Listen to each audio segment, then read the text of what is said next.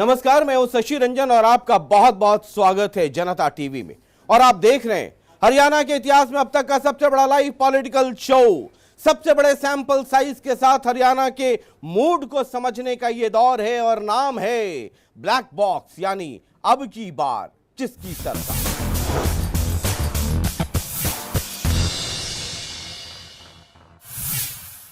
जिस डिस्ट्रिक्ट के black boxes हम आपके सामने लेकर आने वाले हैं, या यूं कह लें कि हम जो आपके सामने लाइव खोलने वाले हैं, वो एक ऐसा डिस्ट्रिक्ट है जो एनसीआर, दिल्ली एनसीआर का हिस्सा है।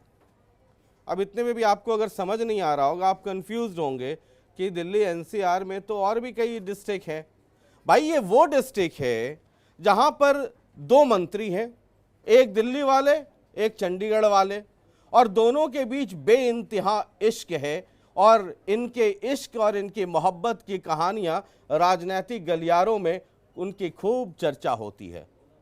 अब आप सोच रहे होंगे शशि जी आपने कंफ्यूज कर दिया, ऐसे दो डिस्ट्रिक्ट हैं। मैं उस डिस्ट्रिक्ट की बात कर रहा हूं जहां दो मंत्री हैं और दोनों एक जात वाले नहीं हैं। समझ गए? ये फरीदाबाद है। फरीदाबाद में कुल मिला के स्थिति क्या होती है, जरा ये देखना बहुत दिलचस्प होगा। और अगर पिछले चुनाव की बात करें, जो मौजूदा अभी विधायक हैं, तो बीजेपी से 1, 2, 3 यानी 3 वहां से विधायक, एक बीएसपी, एक कांग्रेस, एक आईएनएलडी। ये वो वाला इलाका है जहां का ऑडियो टेप भी आजकल पिछले कुछ दिनों में बड़ा चर्चा में था और सोशल मीडिया पे बहुत वायरल था। सही या गलत मुझे नहीं पता, वो तो जो अधिकारी लोग हैं या आधिकारिक तौर पे उसकी पुष्टि होगी, लेकिन यहाँ के एक माननीय विधायक जी के तथा कथित ऑडियो टेप बड़ी सुर्खियों में था। जी हाँ, ये फरीदाबाद डिस्ट्रिक्ट है और कई खास मेहमान फरीदाबाद से इस वक्त हमारे साथ स्टूडियो में हैं बातचीत करने के लिए। जरा पहले उनसे आपका परिचय करा दूं। सत्यवीर डागर साहब है, प्रदेश सचिव कांग्रेस, बहुत बहुत स्वागत है सर। Thank you. रिकवरी हुई है आईसीयू से या अभी भी ग्लूकोज चढ़ ही रहा है? ये आईसीयू शब्द शशि जी आपके पास हो सकता है, कांग्रेस हरियाणा में आईसीयू में नहीं। नहीं, मैं तो वो सर बात कर रहा हूँ, मतलब रिजल्ट आ जाता है उसके बाद भी आप बोलेंगे आईसीयू नहीं है। देखिए, ये तो जनता के मत की बात है कि आईसीयू कहाँ है। तो जनता ही भेज देती है ना सर, किसी को ओटी में, किसी को आईसीयू में। अब पता नहीं किसको जनता भेजेगी, वो तो टाइम बताएगा शशि जी अभी। अच्छा, ये गोत्र भी पूछ लूं कि साइकिल गोत्र है कि रथ गोत्र है? गोत्र तो केवल जो आपने झंडा लगाया वही है, राहुल गांधी जी। तो उसके नीचे है ना सर बहुत सारा छोटा छोटा पार्टी नेता राहुल गांधी जी हमारे जी। ठीक है, ठीक है। हमारे दूसरे खास मेहमान अरविंद भारद्वाज साहब हैं, प्रवक्ता आईएनएलडी, बहुत बहुत स्वागत है आपका। इस बार पूरी मतलब दूध दही खा के तैयारी है ना? बिल्कुल सर। प्लेटफॉर्म नंबर 2 पे लड़ते और झगड़ते तो बहुत हैं, दौड़ते भी बहुत तेज हैं, लेकिन प्लेटफॉर्म नंबर 2 पे जाके गाड़ी रुक जाती है। अब जिसकी गाड़ी एक पे रुकेगी वही चंडीगढ़ में सरकार बनाएगा। नहीं रुकेगी शशि जी। चलिए, 1987 वाला करिश्मा दोहराया जाएगा हरियाणा में। मतलब एक बीएसपी का झंडा लगा करके जी, या डंडा कहीं और से भी जुगाड़ कर रहे हैं आप? नहीं, गठबंधन जो होना था हो लिया सर, हमारा। जनता का गठबंधन है।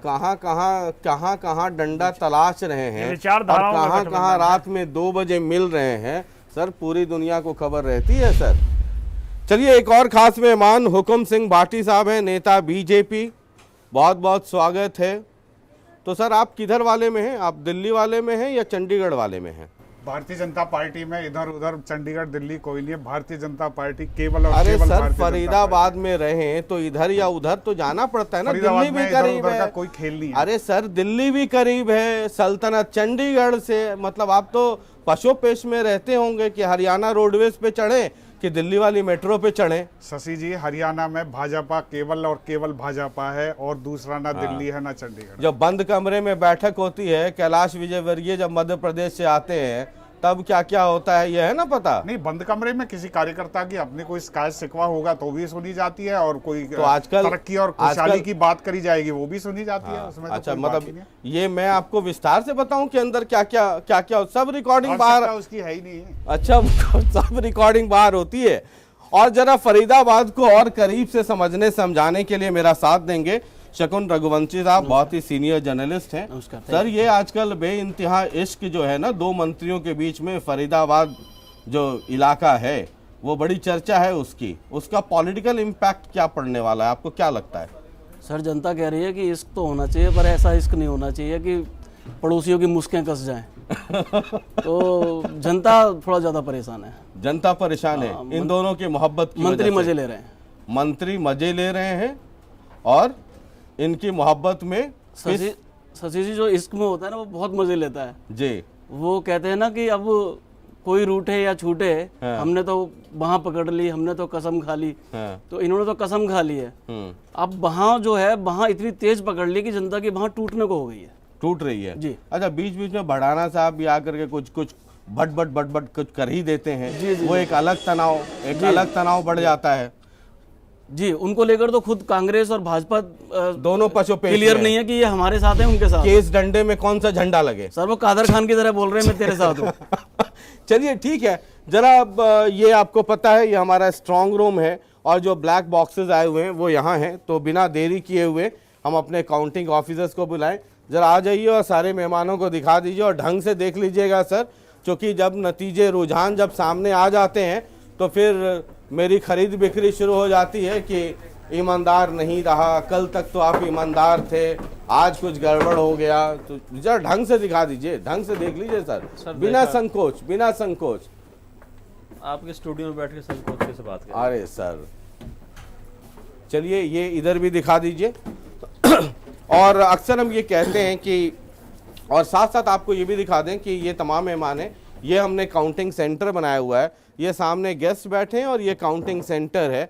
और काउंटिंग सेंटर में भी देखिए हमने एक कैमरा लगाया हुआ है जो लगातार ऑन रहता है, ज़रा कैमरा दिखा दीजिए एक बार। ये ऑन रहता है और जो भी काउंटिंग है वो लाइव आप देखते रहते हैं, बीच बीच में आपको शॉर्ट्स भी दिखते रहते हैं। काउंटिंग सेंटर पे मोर्चा संभाल रहे हैं अमित, एक इधर और एक अमित उधर।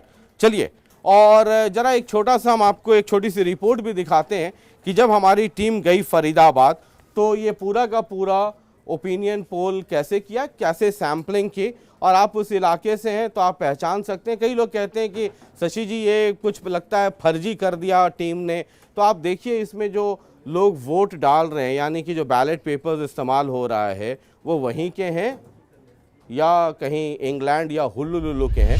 अगर उस इलाके से हैं तो पहचानिए। ज़रा ये रिपोर्ट दिखाइए कंट्रोल रूम।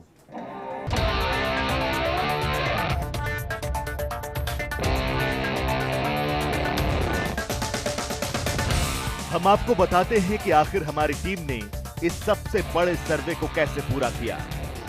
जनता टीवी के इस सर्वे में गोपनीयता और विश्वसनीयता का पूरा ख्याल रखा गया है ताकि हमारे इस सर्वे पर कोई भी उंगली ना उठा सके।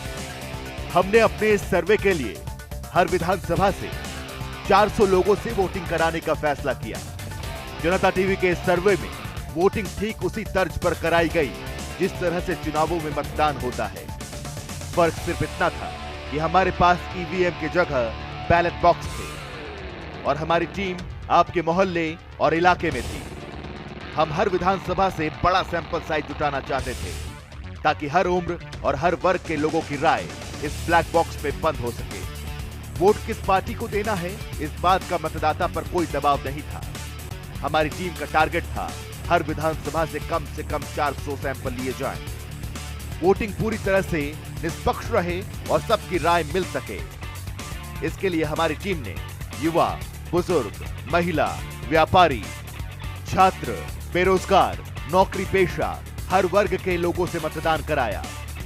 वोटिंग की पूरी प्रक्रिया कैमरे में कैद की गई ताकि हमारी टीम से कहीं पर भी कोई चूक ना हो।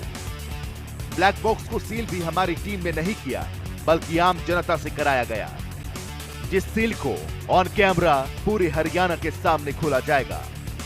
यकीन मानिए इसमें ना तो कोई गड़बड़ी की गुंजाइश है और ना ही छेड़खानी की, क्योंकि जनता टीवी आपकी उम्मीदों पर खरा उतरना जानता है। तो दिल थाम कर बैठिए और देखिए किसके लिए खतरे की घंटी बजाता है जनता जनार्दन के फैसले को अपने भीतर समेटे ये ब्लैक बॉक्स।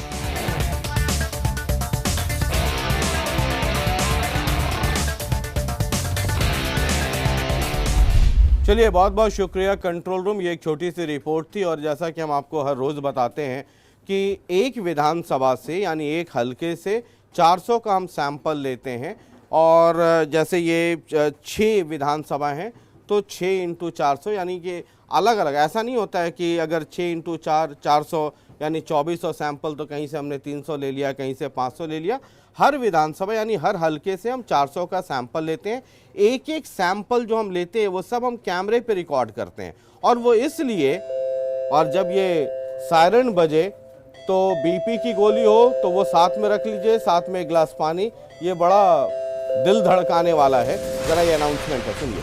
ये ब्लैक बॉक्स वार्निंग है। फरीदाबाद जिले की 6 विधानसभा सीटों की काउंटिंग शुरू हो चुकी है। चलिए, बहुत बहुत शुक्रिया काउंटिंग सेंटर। और ये काउंटिंग सेंटर से अनाउंसमेंट था कि काउंटिंग की प्रक्रिया शुरू हो गई। हमारे पास ईवीएम नहीं है। पुराने ज़माने में जैसे बैलेट बॉक्सेस होते थे उसी तरीके से हमने एक डब्बे को बैलेट बॉक्स बनाया। उसका ताला खोला जाएगा, सील हटाया जाएगा, फिर उसको निकाला जाएगा, फिर उसकी शॉर्टिंग की जाएगी और उसके बाद काउंटिंग की प्रक्रिया शुरू होगी। 4 राउंड में काउंटिंग होती है, आपको जैसा पता है, इतने दिनों से आप देख रहे हैं। जो चौथा राउंड होता है वो हमारा फाइनल राउंड होता है। लेकिन एक रिपोर्ट हम आपको और दिखाते हैं, इसके बाद हम ब्रेक पे जाना चाहेंगे। आपकी और हमारी दोनों की यादें ताज़ा हो जाएंगी कि फरीदाबाद में कुल मिलाकर के राजनीतिक स्थिति क्या थी, पिछले चुनाव में कौन जीता, हारा, कितने वोट से हारा। आपकी भी यादें ताज़ा हो जाएंगी, हमारी भी हो जाएंगी और उसके बाद हम चर्चा का ये दौर जो है वो आगे बढ़ाएंगे। कंट्रोल रूम प्ले कीजिए।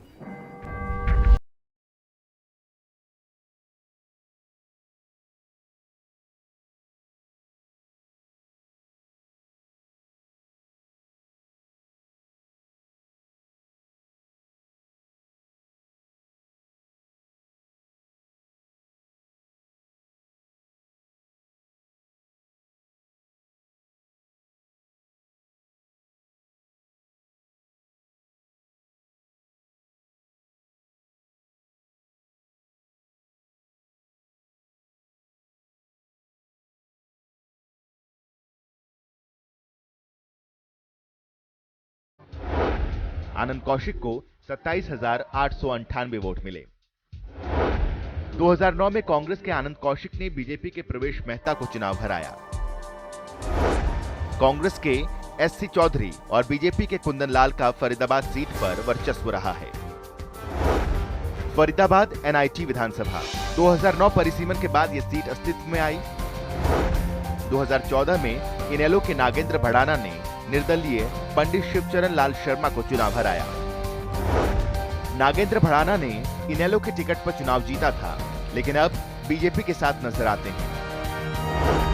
राज्यसभा चुनाव में नागेंद्र भड़ाना ने बीजेपी समर्थित उम्मीदवार को वोट दिया था।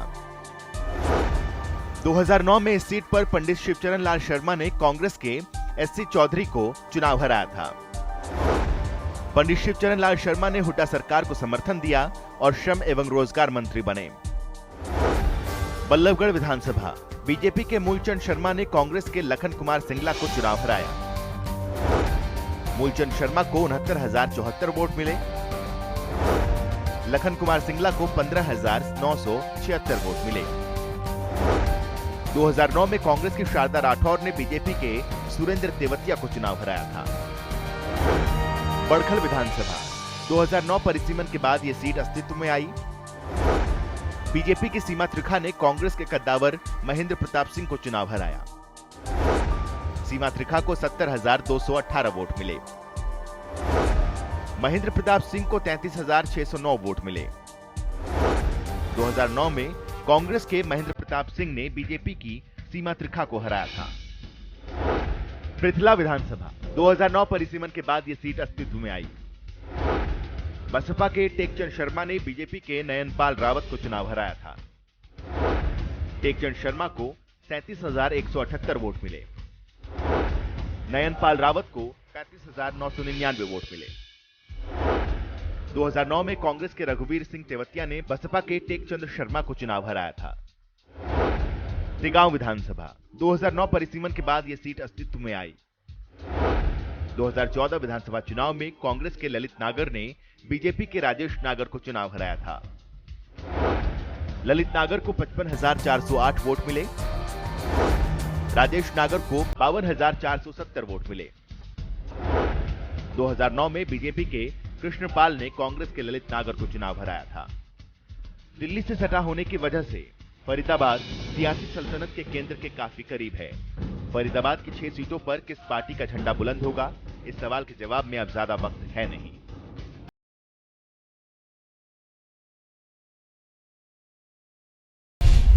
चलिए, बहुत बहुत शुक्रिया कंट्रोल रूम। और ये एक छोटी सी रिपोर्ट थी, आपकी भी यादें और हमारी भी यादें ताज़ा हो जाएंगी।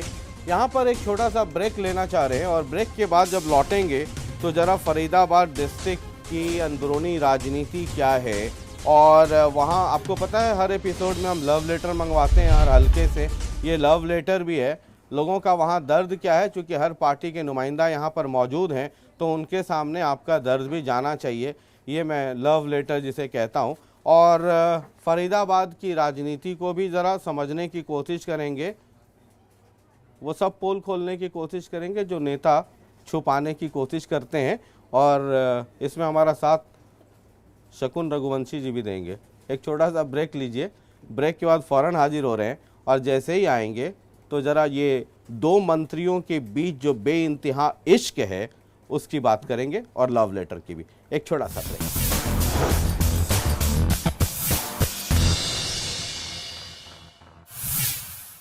चलिए, ब्रेक के बाद एक बार फिर आपका बहुत बहुत स्वागत है और आप देख रहे हैं मेरे साथ हरियाणा के इतिहास का अब तक का सबसे बड़ा लाइव पॉलिटिकल शो और सबसे बड़े सैंपल साइज के साथ हरियाणा के मूड को समझने का ये दौर है और ये डिस्ट्रिक्ट है फरीदाबाद।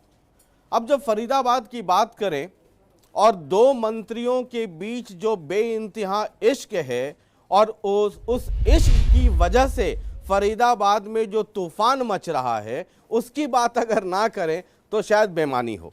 आपसे ही शुरू करना चाहेंगे सर।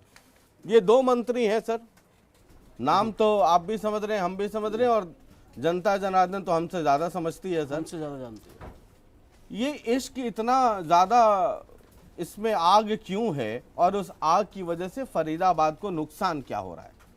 देखिए सर, या फ़ायदा हो रहा हो? एक फिल्म का डायलॉग है कि सर जब दोस्त फेल होता है तो दुख होता है, लेकिन दोस्त फर्स्ट आता है तो बहुत ज़्यादा दुख होता है। तो बेसिकली मंत्री होने से पहले तो दोनों दोस्त थे। कुछ लोग कहते हैं कि गुरु चेले भी थे, तो हम गुरु चेला भी कह सकते हैं, दोस्त भी कह सकते हैं। अब स्थितियां बदली, मोदी लहर आई तो कृष्णपाल जी MP बन गए, मंत्री बन गए। फिर सीएम रेस में भी थे। सीएम रेस में भी थे। सीएम रेस में तो वो हर बार रहते हैं, मंत्रिमंडल में तो वो हमेशा रहे हैं। जब भी वो जीते हैं मंत्रिमंडल में रहे हैं। ये उनके पास इस तरह का कृष्ण मंत्र है जी। अब बगल में है ना सर राधा कृष्ण। हाँ, इसी वजह से वो राधे राधे आपने कहा था ना, उसी रास्ते से जाते हैं वो भी जी। अब दूसरी बात यह है कि जब उन्होंने कहा कि अब फरीदाबाद से किसको टिकट दें, तो अपने मित्र फाइनेंसर और उस विधानसभा फरीदाबाद विधानसभा सीट पर जातिगत समीकरण में भी फिट बैठने वाले विपुल गोयल को उन्होंने टिकट दी। अब जब विपुल गोयल बने तो उन्होंने गडकरी आशीर्वाद से वो भी मंत्री बन गए। अब होना है सर कि एक बड़े पेड़ के नीचे छोटा पेड़ तो उगता नहीं है, मतलब घास भी नहीं उगती दरख्त के नीचे। तो वो वहां सूखा डालने के लिए बड़ा पेड़ ने कोशिश की, तो लेकिन वो घास ने कहा कि मैं घास नहीं हूँ, मैं तो बेल हूँ, मैं तो अंकुरित हो चुका हूँ। हाँ, वो चढ़ गया पेड़ पे सर। उसका साइज छोटा था लेकिन वो पेड़ पे छा गया, अमर बेल की तरह। अब लड़ाई इसी बात की है कि तू बड़ा कि मैं बड़ा। हालांकि ऐसा होना नहीं चाहिए था। इससे नुकसान ये हो रहा है, जैसा कि आपने पूछा, सबसे बड़ा नुकसान हो रहा है कि निरंकुश अफसरशाही फरीदाबाद को झेलनी पड़ रही है। पार्टी की दलीय नुकसान को हम बाद में भी चर्चा कर सकते हैं। जो अफसरशाही है वो निरंकुश है, वो कहीं ना कहीं 2 भागों में बट गई है कि बड़े की सुनूं या छोटे की सुनूं। कुछ इधर सलाम ठोका, कुछ उधर सलाम ठोका। जी, आप बीच में नहीं रह सकते, स्थिति है। क्योंकि केंद्रीय वाला जो वो बड़ा कद्दावर है, स्थानीय वाला है वो मुकम्मल है, तो स्थानीय वाले को सलाम ठोकना ही ठोकना है। तो इस वजह से क्या हो रहा है कि जनता का काम नहीं हो रहा सर। तो अफसरशाही निरंकुश हो रही है और क्षेत्र की जनता परेशान है। और ये मुख्यमंत्री क्या खट्टर साहब क्या किसका इक्वेशन ज्यादा बेहतर है? सर इक्वेशन तो कायदे में खट्टर साहब से कृष्ण का अच्छा है। कुछ समय तक गड़बड़ी रही थी कि किसी ने कहा था कि खट्टर साहब आपकी सीट पे निगाह है, लेकिन कृष्ण ने मंत्र देकर ये उन्हें मना लिया है कि मैं आपकी रेस में नहीं हूँ और हम मिलके काम कर सकते हैं। तो इक्वेशन तो कृष्ण का अच्छा है।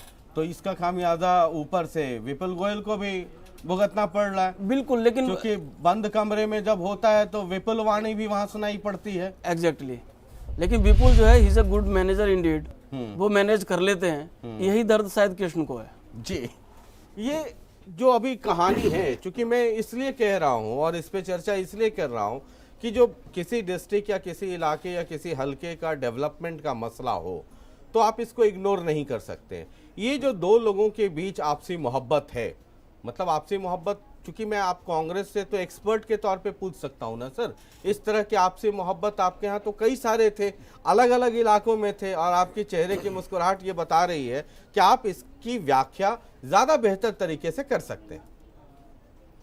देखिए शशि जी, जो बात आपने की वैसे तो उनकी पार्टी का अंदरूनी मामला है। मुझे अंदरूनी मामले से मतलब नहीं है जी। अगर इसकी वजह से, खींचतान की वजह से अगर इलाका सफर करता है, देखिए बिल्कुल इसमें कोई शक नहीं। आप पिछला इतिहास उठा लें, जब से हरियाणा बना है, मेरे ख्याल आज तक का सबसे ज़्यादा क्राइम फरीदाबाद के अंदर कभी किसी सरकार में नहीं रहा। जितना क्राइम, लूटपाट और जितनी घटनाएं बढ़ी हैं वो आज के टाइम में बढ़ी जब से ही सरकार इनकी हरियाणा के अंदर है, भाजपा की। निरंकुश है, बिल्कुल अनुभवहीन है। मान लिया कि कृष्णपाल जी पहले रहे हैं, हरियाणा में भी रहे हैं, चौटाला साहब के साथ भी काम किया, तजुर्बा भी उनके पास है, परंतु इस वक्त वो अनुभव उनके काम नहीं आ रहा। या तो उनकी कहीं ना कहीं दूसरी भी एक प्रॉब्लम हो सकती है कि मेरे से आगे कौन जा रहा है, ये भी एक बात हो सकती है कि ये आगे क्यों निकला। परंतु जो 20-22 लाख जनता हरियाणा की, वो फरीदाबाद डिस्ट्रिक्ट की है, उस पर बिल्कुल प्रतिकूल असर पड़ा हुआ है। कहीं कोई नहीं, अगर आप मुझे ये बता सके जी कि आप मुझे दो काम बता सकें कि ये आपसे खींचतान की वजह से ये हैम्पर हो रहा है, कोई वैसा है आपके पास स्पेसिफिक उदाहरण? मैंने ये सवाल इसलिए रेज किया है क्योंकि बीजेपी तो खैर अंदरूनी मसले को उतना ज़्यादा उजागर नहीं करेगी, लेकिन ऑपोजिशन के लोग इसको बहुत बढ़ चढ़ करके इस पे बात करते हैं। तो कोई ऐसा दो है एग्जाम्पल जिसमें आप बता सकते हैं कि ये काम अगर इन दोनों में आपसे मिलत रहती तो ये काम ज़्यादा सुचारू और ज़्यादा स्मूथली और ज़्यादा इफेक्टिवली हो जाता?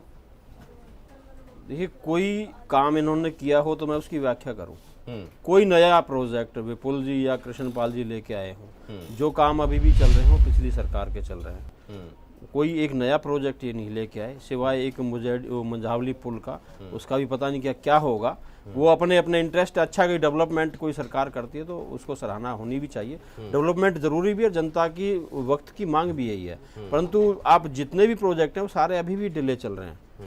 खींचातानी ये है कि अभी नहर पार का मसला है, दोनों उलझे हैं, दोनों का इंटरेस्ट है, दोनों ही बिल्डर हैं, डीलर हैं, दोनों का मामला उलझा हुआ है। जो एक पेरीफेरियल रोड का था वो भी उलझा हुआ फरीदाबाद का, ना वो चाहते हैं, वो उसके पास जाते हैं तो वो उनको भुगतना पड़ता है, वो लोग उनके पास जाते हैं तो वो टांग अड़ाता है। सारा मामला किसानों का अभी भी, लोग इनसे मिल चुके हैं, IMT में कृष्णपाल से भी मिल चुके हैं, जिनका कई हजार करोड़ रुपया बकाया था।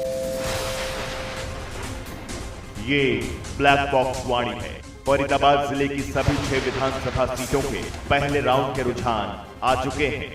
रुझानों के मुताबिक यहां 4 सीटों पर बीजेपी ने बढ़त बना रखी है, जबकि एक सीट पर कांग्रेस और इनेलो ने बढ़त बनाई है। चलिए, बहुत बहुत शुक्रिया काउंटिंग सेंटर। ये पहले राउंड के रुझान सामने आए हैं। 4 सीटों पे फिलहाल बीजेपी को बढ़त है। फर्स्ट राउंड में कांग्रेस और INLD एक सीट पर बढ़त बनाए हुए हैं, लेकिन अभी देखना होगा जैसे जैसे सेकंड, थर्ड, और इन रुझानों पे हम आखिरी में ही बात करेंगे। ये जो हमने बात अभी की है, क्योंकि INLD और कांग्रेस के लोग इस पर ज़्यादा बात करते हैं, वस्तुतः स्थिति क्या है ये तो वहाँ के लोग जानते होंगे, या कृष्णपाल गुर्जर जी जानते होंगे, या विपुल गोयल जानते होंगे, लेकिन ये कहते हैं कि इन दोनों की खींचतान की वजह से वहाँ पर नुकसान हो रहा है। मजा तो खैर आप भी लेते हैं, मजा वो भी ले रहे हैं। ऐसा कोई इंस्टेंट है आपके पास, एग्जाम्पल है जिसमें आप ये कह सकें कि इन दोनों की लड़ाई की वजह से, या अहम की वजह से, लड़ाई ना भी कहें तो अहम की वजह से डेवलपमेंट का कोई काम रुक रहा है, या फिर ये सिर्फ एक पॉलिटिकल गिमिक है, इन दोनों को बदनाम करने की साजिश है? नहीं शशि जी, अगर ये बदनाम करने की साजिश है तो ये भी इनके अपने लोगों ने ही किया है, हमने नहीं कहा। ये तो भाजपा के अपने लोग ही इस चर्चा को हवा देते हैं कि इन दोनों में आपस में तन रही है, आपस में बन नहीं रही है। परंतु इससे नुकसान जरूर हुआ है, जो इनकी आपसी जो अहम की लड़ाई है। जैसे कि हमारे यहाँ किसी एक अधिकारी का अगर ट्रांसफर करा के एक मंत्री ले आए तो दूसरा उसे वापस भेज देता है। इसी तरह अगर एक मंत्री किसी अवैध निर्माण को तोड़ने का ऑर्डर दे दे तो दूसरा उसे रुकवा देता है। तो इस तरह से जो ये काम है, इससे जो हमारे यहाँ की जो अफसरशाही है फरीदाबाद शहर की, वो बेलगाम है। वो किसी का डर नहीं है, क्योंकि एक नाराज होगा तो उन्हें पता है दूसरा बैठा है उन्हें बचाने के लिए। तो इस तरह से जो सिस्टम इन्होंने चलाया हुआ है पिछले 3-3.5 साल में, इसने फरीदाबाद का बंटाधार कर दिया। आप ये लगाइए, फरीदाबाद जो स्मार्ट सिटी में सेलेक्ट हुआ था, आज मुझे भाजपा के प्रवक्ता भी बैठे हुए हैं, उनसे वो ये बता दें कि फरीदाबाद को सेंटर की तरफ से कितने 100 करोड़ रुपए मिल गया जो स्मार्ट सिटी से मिलना था, जबकि 4 साल इनकी सरकार को हो चुके हैं, केंद्र की सरकार को 4 साल में इन्हें मिल जाना, मेरे ख्याल से लगभग 600 करोड़ 550 करोड़ मिल जाने चाहिए थे। अगर मिले और 600 करोड़ तो बताएं, ये जवाब दें। एक मझावली पे पुल था जो हरियाणा और यूपी को जोड़ने के लिए था, जिसका उद्घाटन 15 अगस्त 2014 को माननीय गडकरी जी ने किया था, जो सेंट्रल मिनिस्टर हैं, और कृष्णपाल गुर्जर जी ने करवाया था। आज 4 साल होने को, 15 अगस्त आने वाला है और 4 साल पूरे हो जाएंगे। आज तक एक नींव, एक ईंट का पत्थर भी वहां पर कुछ नहीं लगा, वहां पर कुछ नहीं, बल्कि ये था कि जो बोर्ड लगा था जिसका उद्घाटन इन्होंने किया था, वो बोर्ड भी चोरी हो गया। उसके बाद वहां कुछ नहीं हुआ, वो एज इट इज पड़ा हुआ है। तो काम इन लोगों ने नहीं किया, सिर्फ ये लोग बड़ी बड़ी बातें करके सरकार में आए थे। आज भी वही बातों की लड़ाई, आज भी वही अहम की लड़ाई इनकी चल रही है। इन्होंने फरीदाबाद कुछ नहीं दिया। एक फरीदाबाद की मैं एक और बात रखना चाहूंगा, फरीदाबाद पर डिस्कस हो रही है। फरीदाबाद की एक बहुत बड़ी मांग थी मदर यूनिट की। फरीदाबाद ये चाहता था कि कोई बड़ी इंडस्ट्री यहाँ आए मदर यूनिट के तौर पर, जिसकी वजह से सैकड़ों और कंपनियां, छोटी कंपनियां डेवलप हो सकें। इन्होंने वादा भी किया था चुनाव में, कृष्णपाल जी ने भी किया था, और भी इनके जो भारतीय जनता पार्टी के कैंडिडेट थे, वो सबने किया था।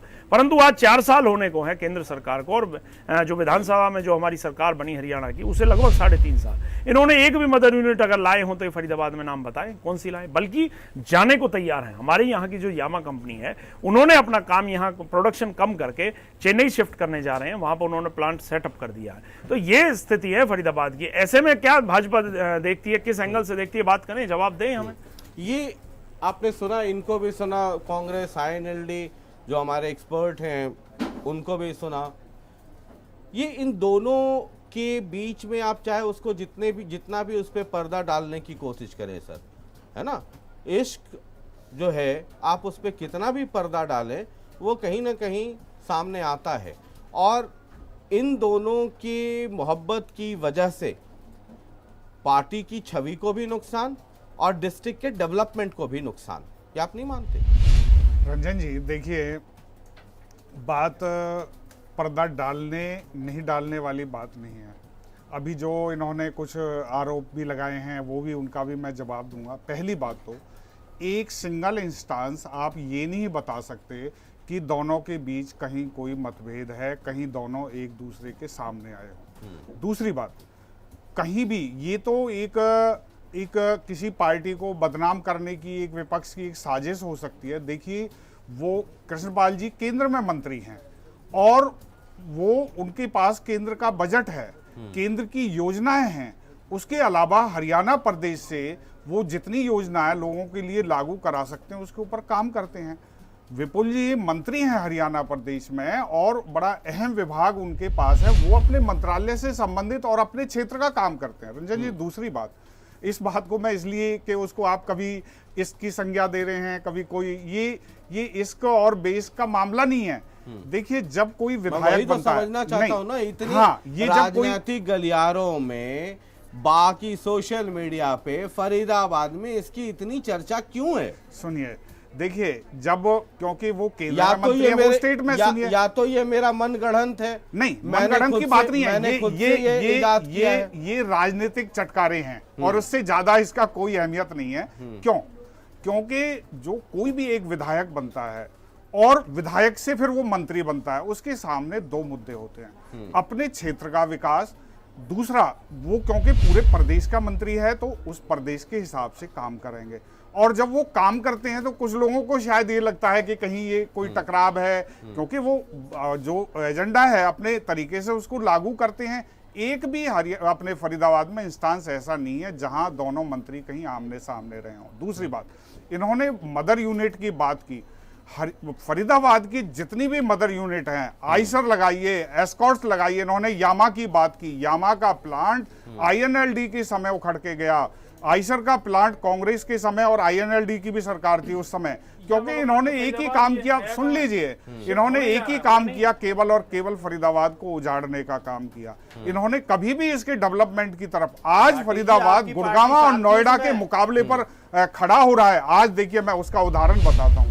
आज बदरपुर बॉर्डर से लेकर के और पूरे बल्लवड़ जेसीबी कंपनी तक ज्यादा से ज्यादा 8 मिनट का समय वैसे लगभग है, लेकिन मैं कहता हूं अगर 10 मिनट 15 मिनट में भी हम निकल जाते हैं, बहुत बड़ी उपलब्धि होगी, जिसमें 1 और 1.5 घंटा लगता था। ये केवल और केवल ये तो किसने बनाया वो? ये हमने बनाया। उन पुलों, सुनिए जरा, पुलों का जो नहीं रंजन जी, इसीलिए मैं यही बताना चाहता हूं, जब आप दिल्ली से फरीदाबाद जाते हैं और बदरपुर बॉर्डर पे जो जाम लगता था, ये कब बना सर? सुनिए जरा, मैं आपको सुनिए, बहुत पहले नहीं, केवल बदरपुर का पुल, उसका भी विरोध हमने किया था। हमने कहा था पुल बनना चाहिए, तब कांग्रेस के समय बना। उसके अलावा जितने भी पुल बने, उनकी नींव भारतीय जनता पार्टी के समय पड़ी और उनका निर्माण कार्य भी भारतीय जनता पार्टी में। मैं तो इससे सर स्पेसिफिक कौन सा पुल?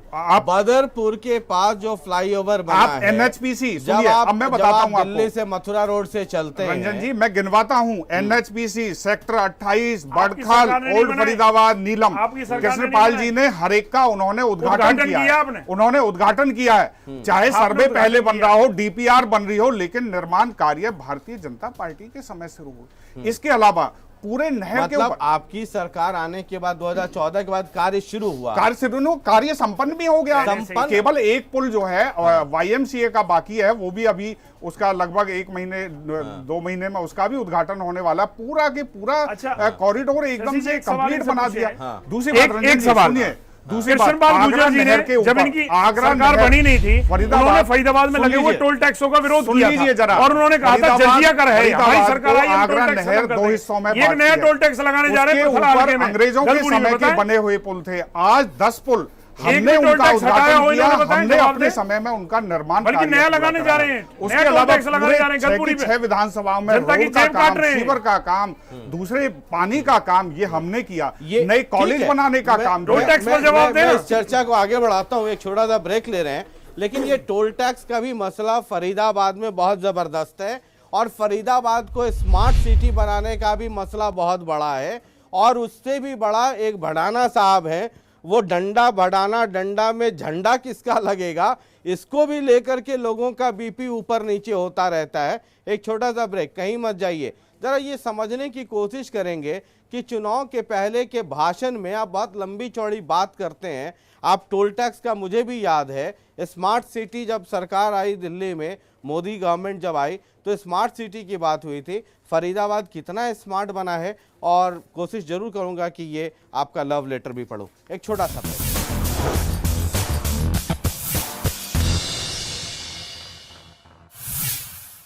चलिए, ब्रेक के बाद एक बार फिर आपका बहुत बहुत स्वागत है। आप देख रहे हैं जनता टीवी पे हमारा ये खास कार्यक्रम, नाम है ब्लैक बॉक्स, यानी अब की बार किसकी सरकार।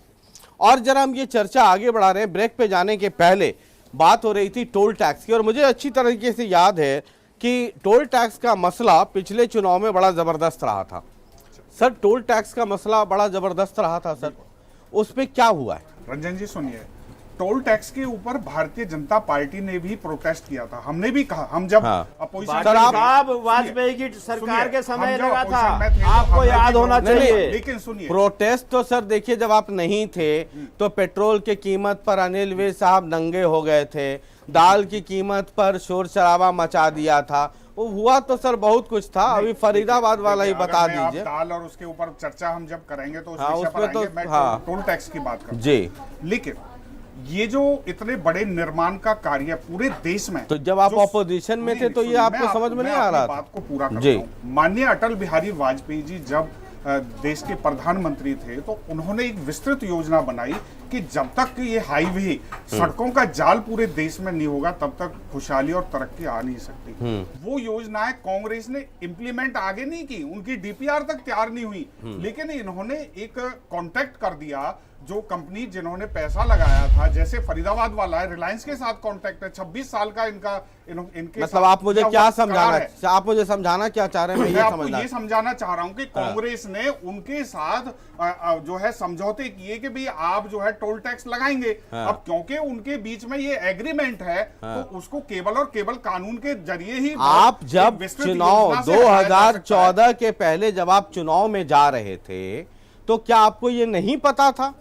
सुनिए, देखिए, जहां तक है, क्योंकि अब कानून में इतनी सारी पेचीदगी हैं और एनएचएआई को सर ये क्यों नहीं कहते कि वोट चाहिए था इसलिए कुछ भी वादा कर दो? नहीं, कुछ भी वादे की नहीं, वादे हमने वो किए हैं जो हमने पूरे करके दिखाए क्या हैं। कहा था इन्होंने सर शशि चुनाव जी, के पहले क्या कहा था? इन्होंने बदरपुर जो बॉर्डर पे जो पुल है उस पर प्रदर्शन किया था बहुत बड़ा, और खुद मंत्री जी जो कृष्णपाल जी हैं उन्होंने कहा था ये जजिया कर है, टोल टैक्स नहीं है, और जिस दिन हमारी सरकार बनी हम सबसे पहले इन टोल टैक्स को हटाने का काम करेंगे। आप हटाना तो छोड़िए, आज स्थिति है फरीदाबाद को पूरे देश से जोड़ने के 3 रास्ते हैं, एक गुड़गांव की तरफ निकलता है, एक दिल्ली की तरफ और एक उत्तर प्रदेश आगरा की तरफ, तीनों ही साइड टोल थे। अब ये इन्होंने सरकार ने, इनकी सरकार ने वो 3 तो छोड़िए, ये हटा नहीं सके, इन्होंने एक नया टोल टैक्स लगाने जा रहे हैं हमारे अपने क्षेत्र प्रथला विधानसभा में, एक गदपुरी पर एक नया टोल टैक्स लगने जा रहा है, उसके बारे में जवाब दें। वो तो ये लगाने जा रहे हैं, उनकी सरकार में लग रहा है, उसे रोकिए ना, आप करिए प्रयास। बताइए। रंजन जी, क्योंकि कांग्रेस ने जिस कंपनी का, जैसे मैंने कहा है कि उसके ऊपर रिलायंस का पैसा लगा हुआ है, कांग्रेस ने उनके साथ एग्रीमेंट किया हुआ है। अब उस एग्रीमेंट तोड़ दीजिए एग्रीमेंट को। उसके लिए एक आप बहुत पैसा बड़े पे कर दीजिए। समर्थन की आवश्यकता है, आप कानून को उसको- बदलने की आवश्यकता है, क्योंकि आप कांग्रेस उसका के पैसा दे समय दीजिए। वो उन्होंने एग्रीमेंट किया आप है। उसका पैसा तो अरे दे दीजिए। सर, तोड़ा जा अरे सकता है। सर, प्राइवेट कंपनी को दे दीजिए। इतने एमपीज आपके जिता के भेज दिया दिल्ली, बदल यही सब सुधार के लिए तो भेजा है सर। नहीं, बिल्कुल ठीक है, देखिए हर चीज के लिए, लेकिन एक वे आउट सरकार निकालती है। तो ये और उसके चुनाव लिए के पहले कोई साल में नहीं आ रहा कोई था। निकाला? ये टोल टैक्स का लफड़ा आपके भी समय में था, और मुझे अच्छी तरीके से याद है जब भूपेंद्र सिंह हुड्डा चीफ मिनिस्टर थे और ये टोल टैक्स का मसला बहुत जबरदस्त था। बीजेपी ये कह रही है कि वो टोल टैक्स हटाना चाहती है, लेकिन आपकी सरकार जब दिल्ली और चंडीगढ़ में थी तो आप लोगों ने एग्रीमेंट ही ऐसा कर लिया कि वो हटा नहीं पा रही। सही कह रहा हूं मैं? ये कानूनी मजबूरी है आपकी, कानूनी मजबूरी है कंपनियों के साथ agreement देखिए है, शशि जी, जो कांग्रेस शायद के समय हुए हैं। भाटी साहब की मुझे नहीं लगता कि यारदाश्त ठीक है, मैं थोड़ा दुरुस्त कर दूं इनको। जो टोल टैक्स का मसला है ये वाजपेयी जी के टाइम स्टार्ट हुआ था, इन्होंने ही टोल टैक्स लगाया था वहां पे, उस वक्त का स्टार्ट का मामला है। जो पहला जो लगा था इंटरटोल ICS सीक्वेंस कंपनी को लगा था, जिसमें इंटरटोल थी अफ्रीकन कंपनी। पहला जो टोल टैक्स NH2 पे लगा था वो मीतरोल के वहां लगा था, और इन्हीं की देन थी। जहां तक बात आती है इसकी डेवलपमेंट की, रोड की, बदरपुर का जो भी कहते हैं कि हम 8 मिनट में फरीदाबाद से दिल्ली से फरीदाबाद पहुंचते हैं, 430 करोड़ का बजट, वो भी कांग्रेस के टाइम बदरपुर वाला। ये NH2 6 लेन, ये भी कांग्रेस के टाइम हुआ है। जो अभी इन्होंने बात पुल गिनवाए थे, वो पुल उसी के पार्ट ऑफ कॉन्ट्रैक्ट हैं कि 6 लेन इनको बिल्कुल फ्री करना है हाईवे को। जहां अभी भी जगह रहती है वहां ये नहीं बोलेंगे। YMCA का कभी भी मामला अटका हुआ, एक पोल शिफ्ट होना, एक हाई टेंशन टावर जो शिफ्ट होनी, वो आज तक इनसे नहीं हुई। दूसरे 2 पॉइंट ऐसे हैं जो आज की डेट में जो कांग्रेस ने शुरुआत की थी, पिरथला को एक इंडस्ट्रियल हब में डेवलप किया था। पिरथला पे एक जंक्शन चौराहा है, वहां पे शाम को भी 1-1 घंटे जाम लगता है। वो आज तक ये फाइनल नहीं कर पाए हैं कृष्णपाल मंत्री जी और उद्योग मंत्री। क्योंकि उद्योग मंत्री जी का मैं इसलिए नाम ले रहा हूं क्योंकि उद्योग वहाँ काफी बड़ी इंडस्ट्रीज वहाँ पे सेटल हो चुकी हैं। वो पॉइंट आज इनसे क्लियर नहीं हुआ। दूसरी बात, एक पॉइंट और है सीकरी का जो है टी पॉइंट, जहाँ पे फ्यूल टैंक का काम बहुत ज्यादा है। LPG बॉटलिंग प्लांट वहाँ पे है, इंडियन ऑयल वहाँ पे है। अगर एक से कैप्सूल की कहीं दुर्घटना होती तो इलाके के लिए, तबाही के लिए काफ़ी है। आज तक उस पे और वहीं से भाटी साहब के जिला महामंत्री भी है उसी गांव से, आज तक वो फाइनल नहीं हुआ है। बता दीजिए भाटी साहब इस पे जवाब। 1 मिनट सर, 1 मिनट। और ये जो बात करते हैं कि 2200 करोड़ का प्रोजेक्ट है, अगर ये चाहे तो इनको इतना ही दुख है तो सारा टोल टैक्स टोल फ्री करिए ना, आप दें, रिलायंस को पैसा पे करे, आज तो पैसा बहुत है। जब कांग्रेस के टाइम में भी आपने बात कही थी कि विज साहब कपड़े उतार के नंगा प्रदर्शन कर रहे थे, कि एक कपड़ा उतारने में एक और माहिर मंत्री हैं इनके, जो कृषि मंत्री है ओम प्रकाश जी, उन्होंने भी बहुत प्रदर्शन किया था। उस वक्त का क्रूड ऑयल का रेट देखिए, राज का देखिए, कहाँ पे रेट है। आप इनके करनी और कथनी मंत्र देखिए, ये केवल जनता को डकैती मारने वाली बात है इनकी। ये जो बता रहे हैं ये क्यों नहीं, आप आ गए तो क्यों नहीं करवा पा रहे? जिसकी बात किया है इन्होंने कभी, क्योंकि फरीदाबाद को बाईपास फरीदाबाद के ऊपर बना हुआ है, 120 करोड़ भाटी साहब, वो भी कांग्रेस की देन है। नहीं, मैं बता देता हूँ, आज पूरे तक के आप पे पूरे ओवरले नहीं हुआ उस जोड़ता पे, है। 4 साल में ओवरले नहीं हुआ है वो शशि बाईपास जी, इनको दिखाई नहीं 120 दिया। करोड़ का उसके वो भी कांग्रेस की देन है। निर्माण का कभी इन्होंने सोचा नहीं, उसका निर्माण हमने कराया है, जिसका अभी ये जरा सुन लीजिए एक बार जी। ये ब्लैक बॉक्स वाणी है। फरीदाबाद जिले की सभी 6 विधानसभा सीटों के दूसरे राउंड के रुझान आ चुके हैं। रुझानों के मुताबिक बीजेपी 3 सीटों पर आगे चल रही है, जबकि इनेलो ने 2 सीटों पर बढ़त बना रखी है। 1 सीट पर कांग्रेस आगे है। चलिए बहुत बहुत शुक्रिया काउंटिंग सेंटर। और जो दूसरे राउंड के रुझान आए हैं उसमें बीजेपी को अब 1 सीट का नुकसान, यानी पहले राउंड में 4 सीटों पर आगे चल रही थी, यानी 4 हलकों में बढ़त थी, अब 3 हलकों में बढ़त है। आईएनएलडी को अब 2 हलकों में बढ़त है और कांग्रेस को 1 हलके में फिलहाल बढ़त है। जरा आप जवाब दे दीजिए। जो मैं वो ही बताना चाह रहा था कि सीकरी के ऊपर जो पुल है उसका पूरा प्रोजेक्ट बन चुका है, जो इन्होंने नहीं किया। इन्होंने कभी समस्याओं की तरफ ध्यान नहीं दिया। जो खुद जिस गांव से डागर साहब संबंध रखते हैं वो पूरी तरह से इंडस्ट्रियल वो है, उसका इन्होंने कभी नहीं सोचा, क्योंकि इनका ध्यान कभी भी जो है डेवलपमेंट की तरफ गया ही नहीं। आप दे केवल और दीजिए ना केवल सर। लूट खसोट में इन लोगों की आप सरकार रही। आप दे दीजिए। हमने आज मैंने बताया सीकरी के ऊपर जो पुल का 2 पूरा- सवाल वो उठा रहे हैं उसका जवाब मैं दे उसी दीजिए का पहले। जवाब दे रहा हूं। मैंने कहा बाईपास जहां से चलता है हाईवे से, वहां पर पुल का निर्माण कार्य चल रहा है, जो बहुत जल्दी पूरा होने वाला है। सीकरी के ऊपर पुल का पूरी तरह प्रोजेक्ट बन के तैयार हो चुका है, कभी भी टेंडर हो सकते हैं। ये सब हमारी सरकार ने किया है। बोलिए, बोलिए। ये इन लोगों ने नहीं किया। भाटी साहब। इनका कभी कोई इन्होंने अच्छा, ये सुनिए, सुनिए। मैं- एक बात भाटी और साहब। बताता हूं। सेक्टर 59 जो उस समय लोहा मंडी के लिए बनाया था, इंडस्ट्रीज के लिए बनाया था, इन लोगों ने पूरा बर्बाद कर दिया उसको। जी, फरीदाबाद की देखिए, एकदम तरक्की को रोक दिया इन लोगों ने। बहुत झूठी पार्टी के प्रवक्ता है भाटी साहब। बीजेपी का मतलब बहुत झूठी मतलब- पार्टी। एक मिनट सुन लीजिए भाटी नहीं, साहब, नहीं, मैंने आपकी बात सुनी। उतनी झूठी नहीं, सुनिए नहीं सुनिए कि आप जो पूरे के आप पूरे प्रदेश में घोटाले करके सारे के सारे सरकारी करेंसी को खा गए। आए दिन एक हाँ, मोदी जी मंत्री ले और गए ना। बाहर हो रहा है, एक अंदर हो रहा है। और ये दो कांग्रेस अभी तो ने 2 ही किया है। मोदी निकले हैं। भाटी जी अभी 2 ही मोदी निकले हैं। जेल भेज देना इनको। हाँ।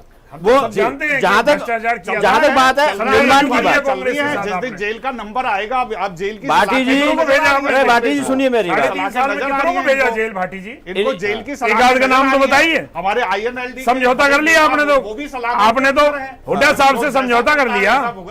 हुड्डा साहब से समझौता हो तो गया आपका। अच्छा, ऐसी क्या वजह रही शशि जी कि हमारे यहाँ इंडस्ट्रियल एक जोन बनाया गया पृथला में IMT, कि आज उसमें कोई कंपनी आने को तैयार नहीं है? भाटी जी ये तो बता दे।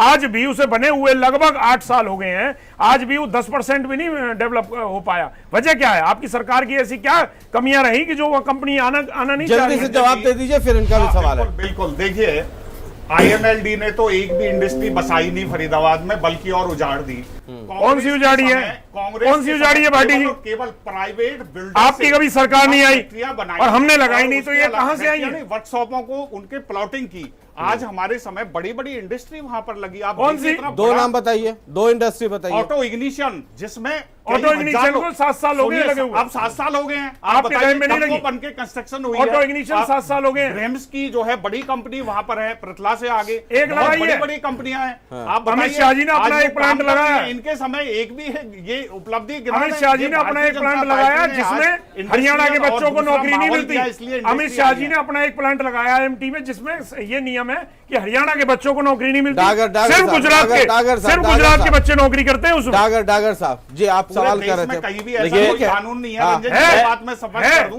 कहीं भी ऐसा भारतीय डागर जनता नहीं पार्टी का है, ऐसा कानून ये है। बोल- चुप हो तो मैं डागर बोलूंगा, फायदा कुछ नहीं है। डागर साहब का सवाल है, सुन लीजिए। देखिए शशि जी, फरीदाबाद डेवलपमेंट की जो बात है, जो भाई हमारे भाटी जी कह रहे भाई साहब हमारे कि 120 करोड़ रुपए की लागत से फरीदाबाद बाईपास का डेवलप कांग्रेस के टाइम हुआ है। उसको कई साल हो गए, उस पे ओवरले आज तक नहीं हुआ, जबकि 3 साल में हो जाता है। ट्रैफिक का इतना जबरदस्त उसके ऊपर प्रेशर है। इन्होंने कहा कि हमें नेशनल हाईवे को दे देते हैं। केंद्रीय मंत्री जी बैठे हैं और स्वयं में कृष्ण पाल जी नेशनल हाईवे में मंत्री रह चुके हैं, आज तक उसका कुछ नहीं हुआ। दूसरी बात आप कहते हैं भाटी जी, मैं आपकी याददाश्त दुरुस्त करता हूं, सूरजकुंड वाला 4 लेन जो रोड है 90 करोड़ का, वो कांग्रेस की देन है। 2200 करोड़ का NH2 वो कांग्रेस की देन है। 400 करोड़ रुपए का जो फरीदाबाद, गुड़गांवा और सोहना को जो जोड़ा है वो कांग्रेस की देन है। आप नया प्रोजेक्ट बताएं। एक मझावली पुल पे आप उठ के हुए।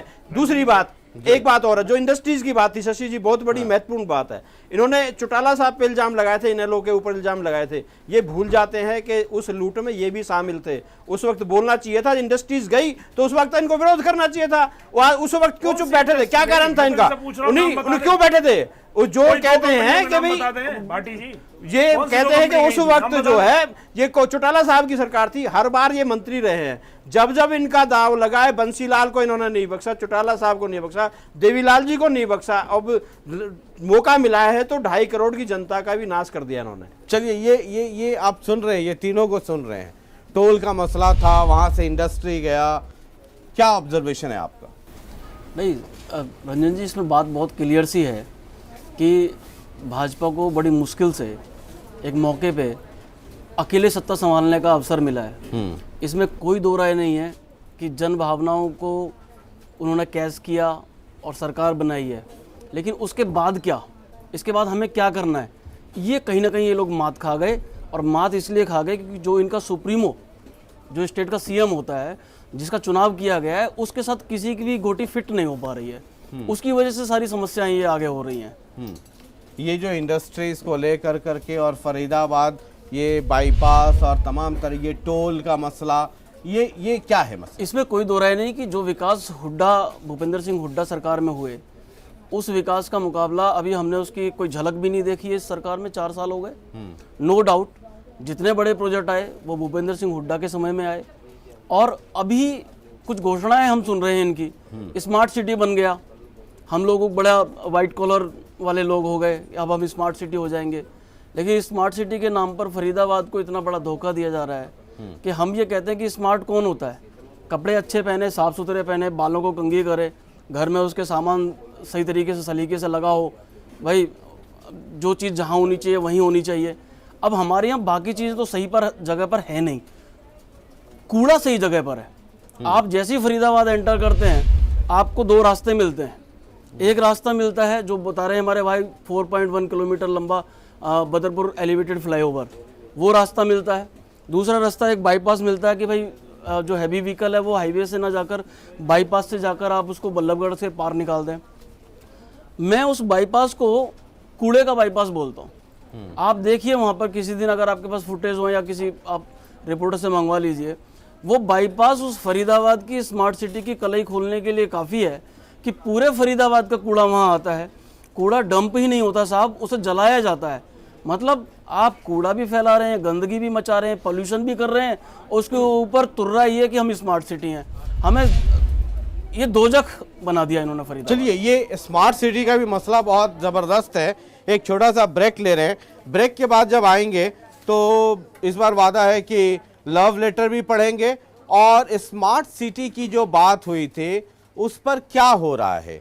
जैसा कि शकुन जी बता रहे हैं कि आप बाईपास पे चले जाइए और आप कितना फरीदाबाद स्मार्ट है या अनस्मार्ट है आपको वहाँ पे समझ में आ जाएगा।